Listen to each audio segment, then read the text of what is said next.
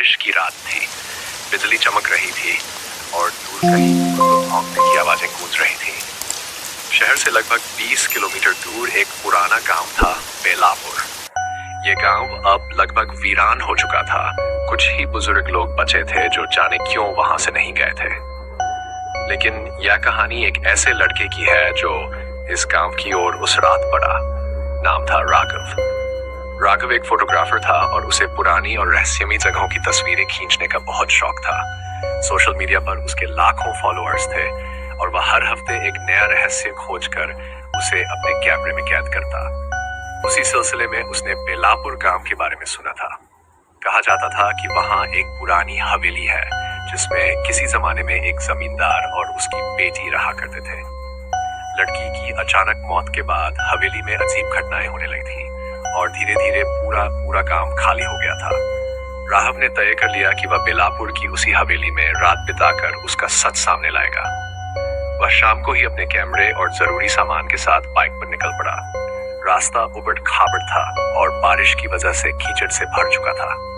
जैसे तैसे वो रात 9 बजे के करीब बेलापुर पहुंचा। गांव एकदम शांत था, न कोई आवाज न कोई रोशनी।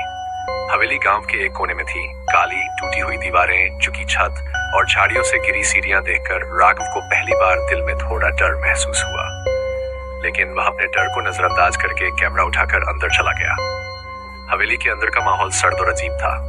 दीवारों पर जाले थे, फर्श पर धूल और बिखरे पुराने खिलौने पड़े थे। अचानक उसे एक कमरे के दरवाजे पर किसी के चलने की आवाज आई। वह मुड़ा, कोई नहीं था। वह सोचने लगा कि शायद यह उसका भ्रम है। कैमरा ऑन करके उसने एक कमरा चुना और वहां ट्राइपॉड पर कैमरा सेट कर दिया। वह एक मोमबत्ती जलाकर उसके सामने बैठ गया और कैमरे को घूरते हुए बोलने लगा, आज मैं उस हवेली में हूं जहां आत्मा के होने की कहानियां सुनी जाती हैं। तभी एक तेज हवा चली और मोमबत्ती बुझ गई। कैमरा भी बंद हो गया। राघव चुंचलाया, क्या बकवास है। उसने मोमबत्ती दोबारा जलाई और कैमरा ऑन किया, मगर कैमरे की स्क्रीन पर कुछ अजीब था। कुछ पल पहले वो जिस कोने में बैठा था वहां एक लड़की की परछाई नजर आ रही थी। उसके लंबे बाल थे और वह सफेद साड़ी में थी। राघव ने झटपट पीछे देखा, वहां कुछ नहीं था। अब उसकी सांसें तेज चलने लगी थी और उसने खुद को संभाला। शायद कोई ट्रिक हो कैमरे की। मैं डरने वाला नहीं, लेकिन वो जानता था कि कुछ तो गड़बड़ है।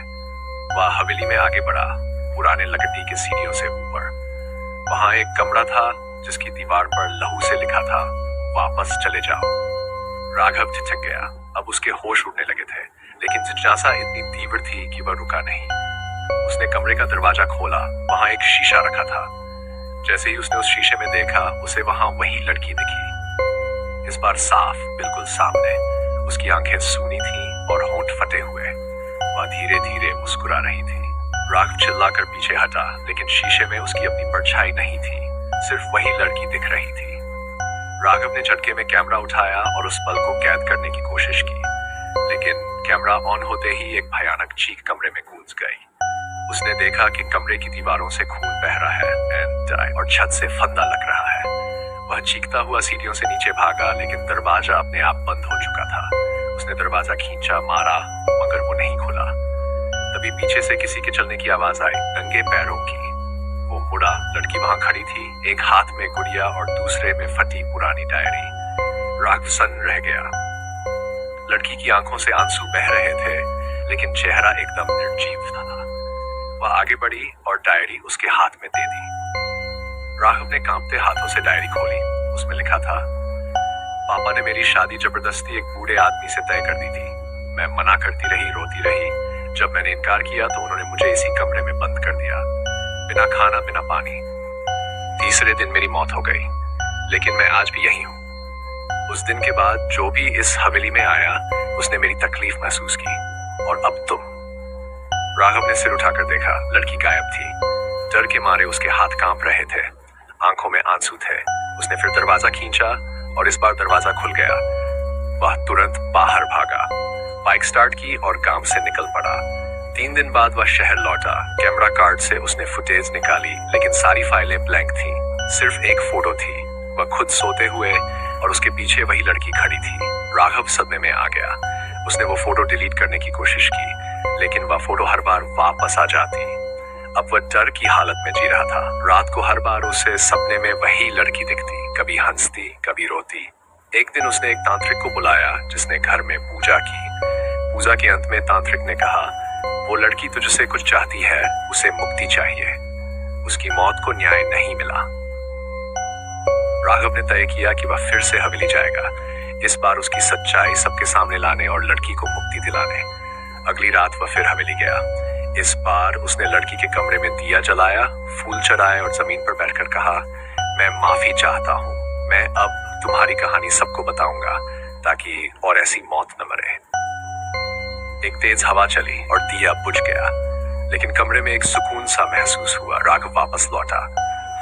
उसने लड़की की डायरी को आधार बनाकर एक डॉक्यूमेंट्री बनाई, अनसुनी आत्मा, जिसमें उसने पूरी कहानी, हवेली के वीडियो, गांव के पुराने लोगों के बयान और डायरी के अंश शामिल किए।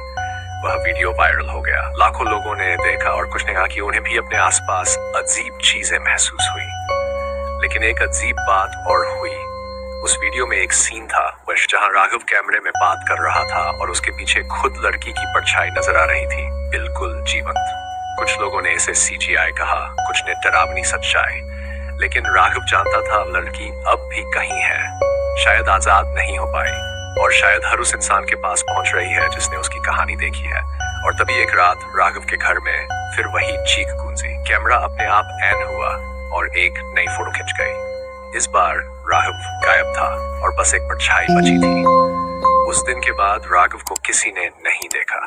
बेलापुर की हवेली अब भी वही है, वीरान, खामोश और इंतजार में, किसी और राघव के।